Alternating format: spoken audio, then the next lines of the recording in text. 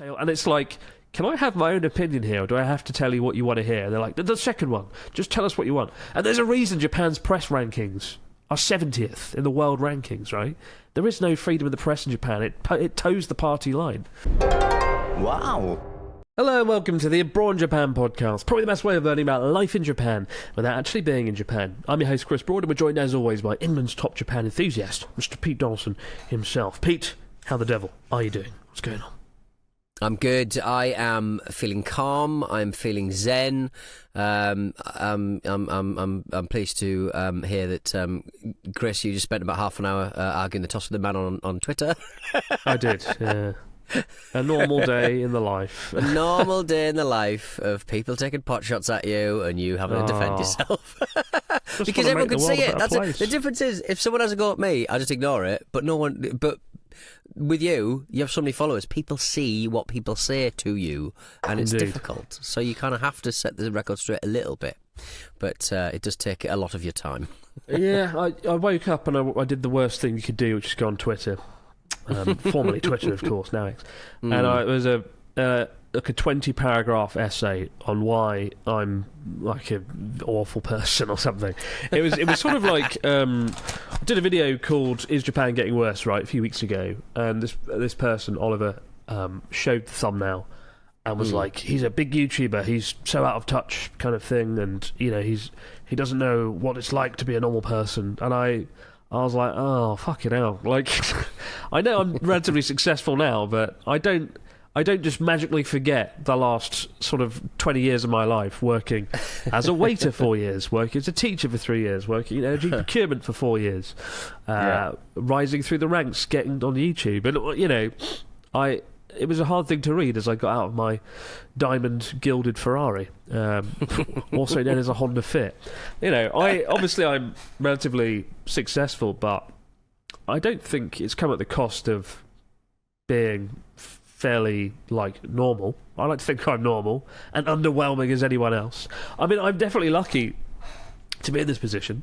I'd say that, like, Japan, like, living in Japan is kind of, it's a bit of a leveler because it doesn't matter how well off you are, you still live in an apartment in a massive city, and you got to take out the bins because you live in an apartment in a massive city, you know. So it's not like it's, you know, and again, you drive a Honda Fit. And don't you speak ill of my Honda Fit? That's great for the economy.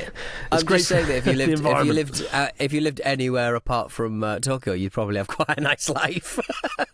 Well, yeah. I mean, I don't know, it's one of those things, the more successful you get, the more of a target you become to some extent. The awful paradox of success to some degree, you know. But I pointed out, like, and also in his post, he sort of said, I just hang out with foreign YouTubers and that's all I do. And I was like, publicly, obviously, I spend a lot of time with foreign YouTubers, but behind the scenes, I have many Japanese friends, many who don't want to be on camera, rightly so. My friend is very much a working class man. He's a chain-smoking hairdresser, for God's sake. He's who I spend my time with. I don't sit down Ginza shotting champagne in a club. You know, I live a pretty boring life. Well, actually, I live quite a fun life, but I don't know. I don't know. I like to think I'm fairly kind of in touch with normal people. And the crux of it all was, I made this video, is Japan getting worse? And am I qualified to talk about that, given that I'm a successful YouTuber now? Or whatever. But yes, I mean, I've lived here 12 years across 3 cities. I've interviewed hundreds of people. Just this week, I interviewed the earthquake expert of Japan, the guy who does all the earthquake. And like, I've interviewed people who have tragically lost their homes in an earthquake. I've travelled the length and breadth of the country. But most importantly, for the kind of bit where we talked about is Japan getting worse, I didn't talk. I put the camera on Natsuki and I let Natsuki do the talking. We got a perspective from a working class man living in the countryside for 20 years who's seen things progressively get worse and worse. So I don't know. So I basically wrote that back, and we had a little discussion, and it got, well, it didn't get heated. I was fairly like, look, I see where you're coming from, but listen, this is the situation. And then lots of viewers jumped in, and I think he deleted his post, and it all got a bit awkward.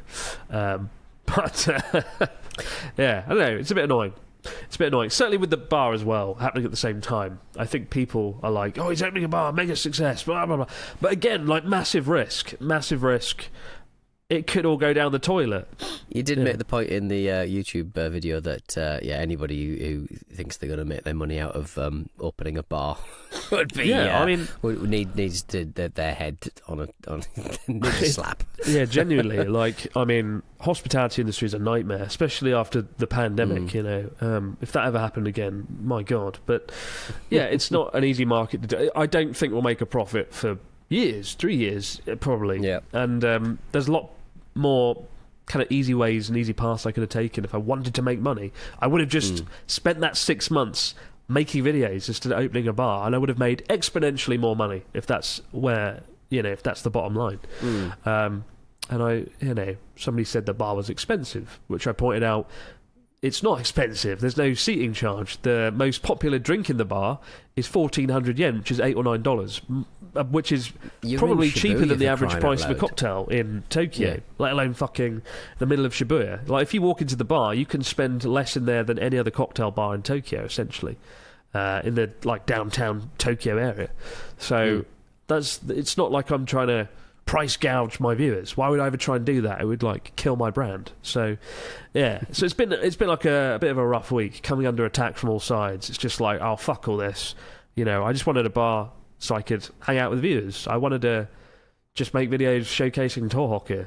I didn't choose to be like a YouTube guy with 3 million viewers. I don't force people to watch my videos. I've just been a long journey to get here, you know, 12 years, and it's just like, oh, fucking, why do I do it all? You know, delete the channel, fuck off to an island to go and read a book before I sit around to die, you know. But you have to stand up to bullies, and you have to just fight back against these sort of things. And in the case of Oliver, you know, we settled the argument, the discussion. I don't take it personally. You know, I can see where he's coming from. He saw the thumbnail and title where I've got the stupid shocked face, like, is Japan worse? Ugh. And of course you look at that and go, what a prick. But hopefully if you watch the video, you'll see that there's a reasoned argument. We spent our time on it. Natsuki gave a really impressive opinion on it. You know, Natsuki is usually the crazy silly man, cigarettes everywhere. He was deadly serious for 3 minutes, 4 minutes. He gave a really well-reasoned argument on why things have got worse in the Japanese countryside, and objectively on every level they have. And the final kicker in Oliver's tweet, which is, again, now deleted, he said something, or somebody said something about, on a reply, like how brilliant NHK is, and people should watch NHK instead of YouTubers. To which I pointed out, NHK is absolute fucking garbage, right? They feed you opinions. I've been on it. Well, I've been on Japanese media like 5 or 6 times, and you cannot have an opinion. They'll be like, okay, can you say these lines about this or that, and can you be silly and funny and like a fucking monkey clown? Can you just say... And it's like, can I have my own opinion here, or do I have to tell you what you want to hear? And they're like, the second one, just tell us what you want. And there's a reason Japan's press rankings are 70th in the world rankings, right? There is no freedom of the press in Japan. It toes the party line. It is absolute shit, and I hate the Japanese media, and I stay away from it, and I have done for about 7 years now.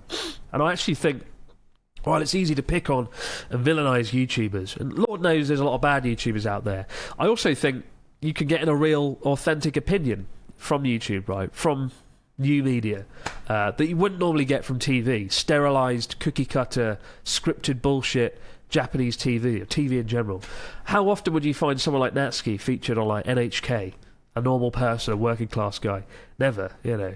So, yeah, I had a good old rant. I had a good old rant about it. Got out my system, and now I finished the job. The cobwebs off, doesn't it? It does. And I feel bad ranting about it here, because I know, like, everyone listening on the podcast, you know, good people have tuned in for Abroad Japan for many years, and know that, you know, I'm not some sort of tyrannical Lamborghini driving billionaire. I'm just a guy who makes fucking videos in a room. I don't... In a Honda Fit. But I should get a good car one day. That would be good. I mean, the Honda Fit is good, though. Very economical. You go quite far on that car. You do the mileage. We've got a story this week from Chris B. from Kent. Is that my name? What the fuck? I'm Chris B from Kent. Is that me? I'm Chris B from Kent. What? No, it's me from the future. That's terrifying. Hello, Chris and Pete. I recently took the Eurostar from Brussels to London. I'd only ever taken high-speed rail in Japan and Taiwan before, so this trip was my first foray into high-speed rail in Europe. To the surprise of no one, the train was delayed by 40 minutes, and all of us passengers were crammed into a tiny hot waiting room after the organised chaos crossing the border. When I finally boarded, I found that my seat was one of two pairs of sets facing each other. Occupying the other 3 seats around mine were a young Japanese family, 2 parents and 2 adorable young girls.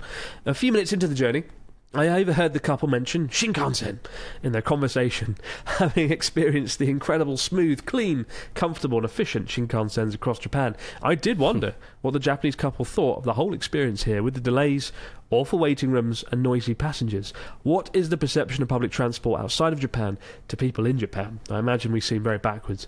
Great podcast, guys. Chris B from Kent, me in the future, posting this. I love that. I'm kind of disappointed Chris didn't intervene in the conversation when they were like, something Shinkansen. He should have been like, Shinkansen, you see? I dive straight into the debate. I remember when Natsuki rode the trains in the UK, he was not very impressed. Least of all because when he got to the ticket barrier, he put his ticket in and the barrier just didn't open, and he was like, I don't understand why. Myself, Asami, his wife, and my friend, we all got through, but Natsuki's ticket didn't go in, and it didn't go through. And he was like, I'm stuck. Ash. Probably that. It's probably Marlboro cigarette ash all over the ticket. But we asked the guy, we were like, what's going on? Why can't Natsuki get through? And he went, oh, it's fine, don't worry about it. And we're like, no, but why didn't it work? He just went, it's England, did it, mate? Nothing works. And I was like, that's an actual good excuse. That works, yeah. Exactly. You can't do that in Japan, but yeah, that works. Brilliant. Life is not dependable. That's our charm. We're a bit rickety. Life is not dependable. Our teeth are funny. Life is balloons. It's true. But did Natsuki ride the Eurostar? No, he did not. And another time Natsuki came to the UK, we went to Paris. And we got to Heathrow Airport, and the whole terminal was just shut because somebody at British Airways had tripped over a cable, pulled out all the servers, and every single flight out of London was cancelled. So Natsuki has experienced train barriers not working. He's experienced planes like they don't fly. And that day I had to rent a car and drive all the way to Paris, and it was awful. So he's done his fair share of travel. And on the subject of flights, there has been a rather bizarre incident recently involving dozens of flights cancelled after a pair of scissors went missing in Hokkaido. Surely it's not as simple as that. Fill us in, Pete. What's going on at Hokkaido Airport? 36 flights were cancelled and more than 200 were delayed. I cannot imagine what that would have cost the airlines and the airport and stuff. All down to a missing pair of scissors, which caused havoc at Hokkaido's New Chitose Airport, a nice airport, if I remember rightly, leading to security checks and flight suspensions for around 2 hours.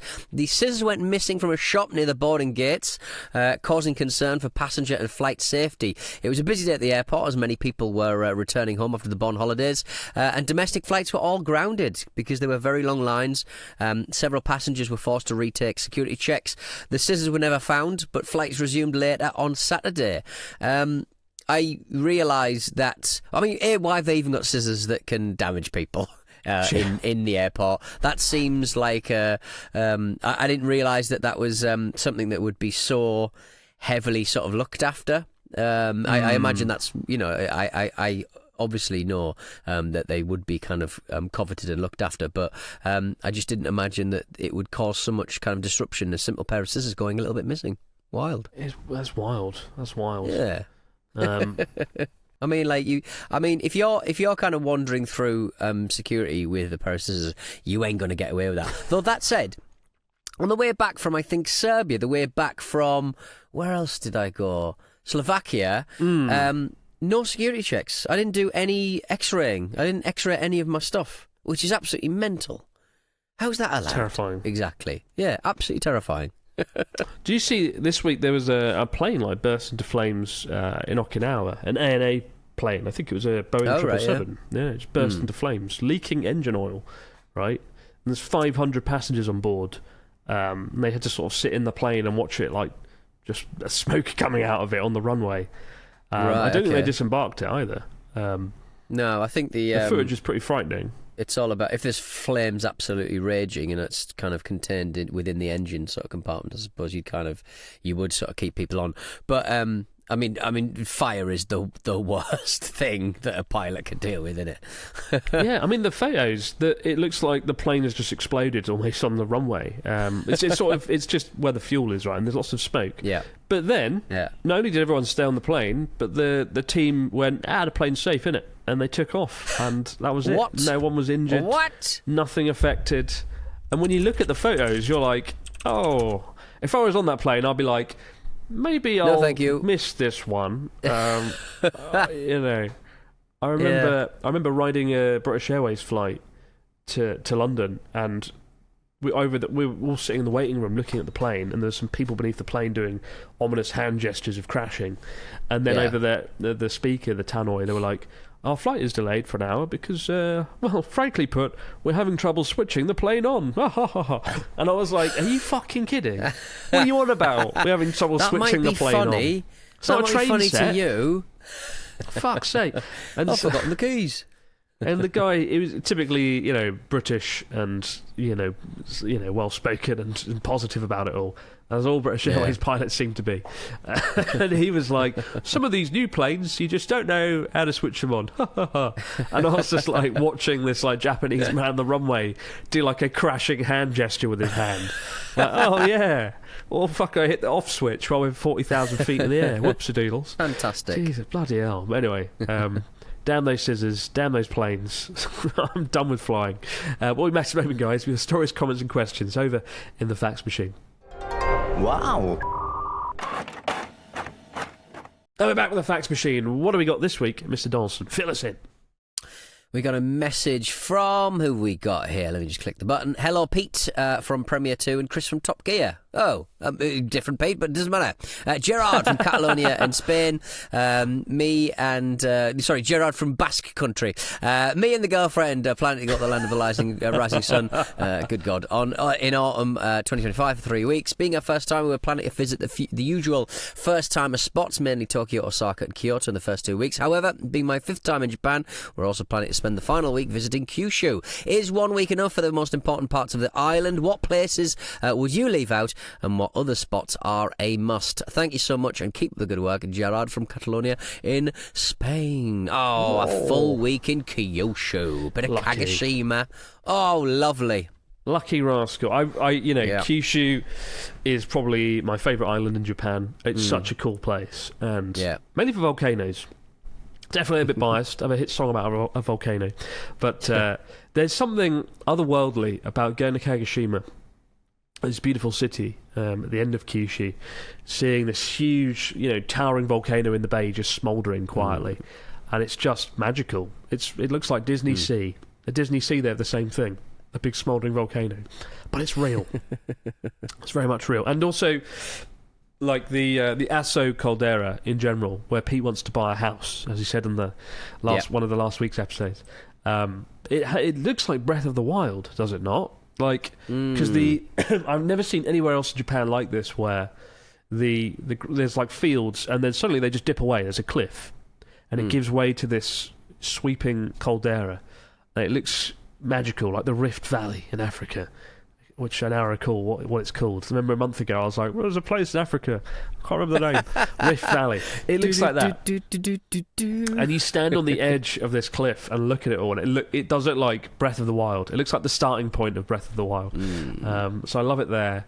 Hot spring towns amongst the best in Japan. Kudokawa Hot Spring is really beautiful. I stayed at a place there once where you drive the car up to a massive door, like Jurassic Park, and like a team of people open the door and swing it open, and it's like, and it looks like somebody copied and pasted the Jurassic Park gate, but it got rid of the lettering. Right, okay, really epic, and then you got some really nice temples in Fukushima as well, like Nanzuin Temple. I do think a week is long enough to see all the best stuff. Yeah, I definitely. All the stuff I just mentioned you can do in 7 days.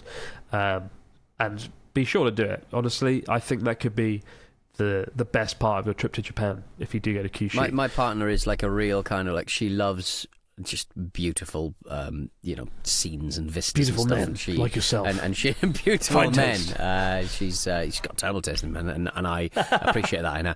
I absolutely love that about her. But she absolutely loved foot of Mount Aso and the whole calderas around there and stuff, and like going the highest peaks and driving up there and stuff. Yeah, just get yourself a car if you can, and just have a little pootle around.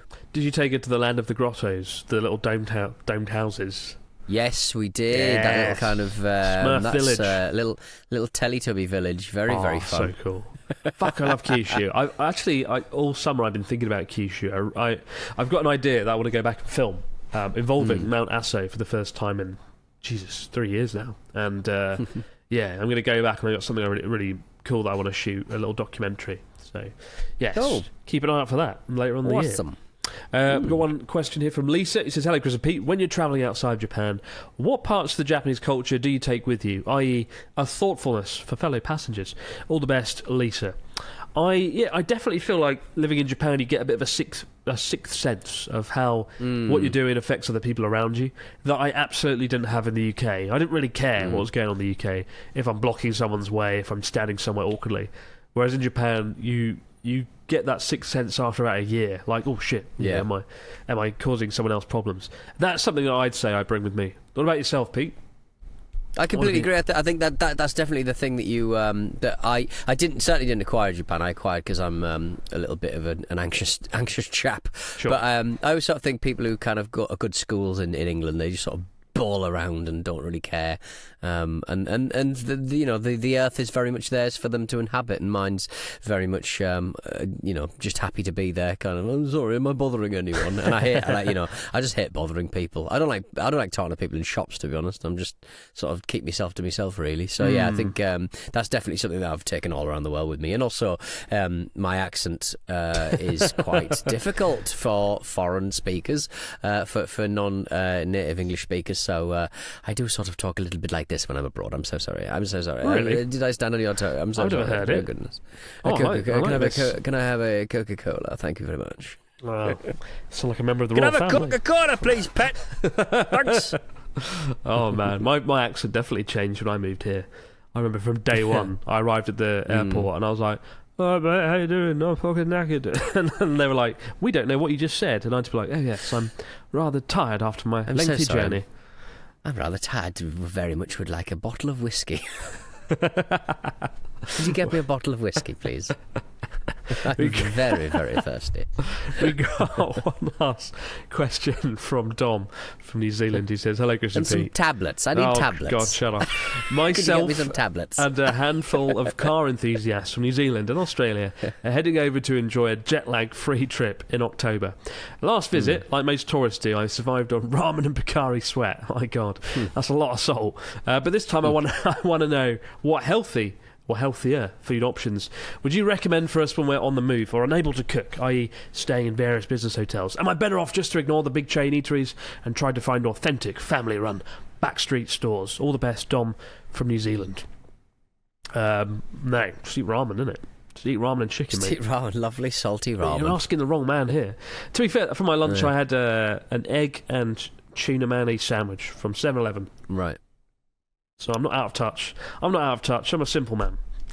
I used to work in a sandwich creating factory and I had to make the egg mayonnaise, which involved taking a massive tray about the size of, well, just like a normal tray, I suppose, filled with boiled, peeled eggs. Ooh. And I'd take them and I'd put them in the mincing machine, and then I'd put like a massive kind of tray of mayonnaise and a massive tray of pepper and salt. Wow. In there, and then set it to work, and it was just...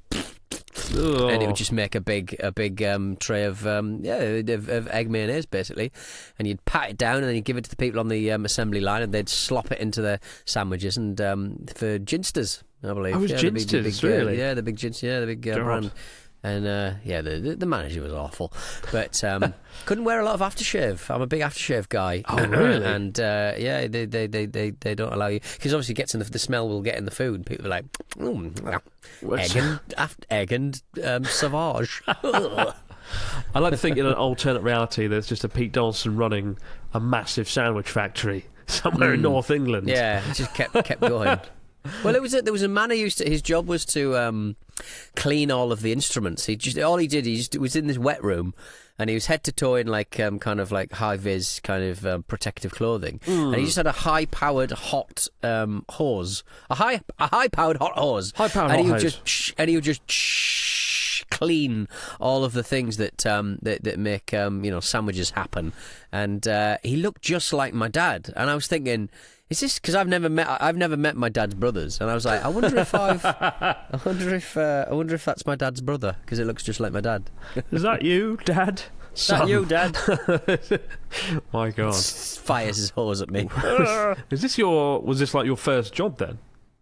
Yeah. Well, I was kind of still at university, but it was like you were doing it from 12 a.m. to 7 a.m., which was an overnight shift. It's not fun, but the sandwiches have to be made. Somebody has to make the sandwiches, don't Somebody has to make the sandwiches. That's bonkers though. Imagine just being up at 3 a.m. just making a tuna mayonnaise sandwich. Constantly. That's wild For everyone. That's wild. Yeah.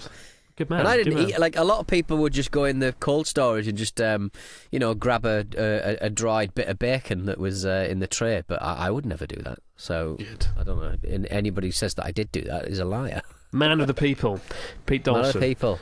I remember I worked when I worked at like a castle doing like just waiting stuff. I got to run like a little shack during the summer months, and it was a shack where they made like burgers and chips. And when nobody was looking, I would just eat all the chips. And one day a customer came up and caught me like eating again all the chips with some mayonnaise, and it turned out they were like the head of the entire castle.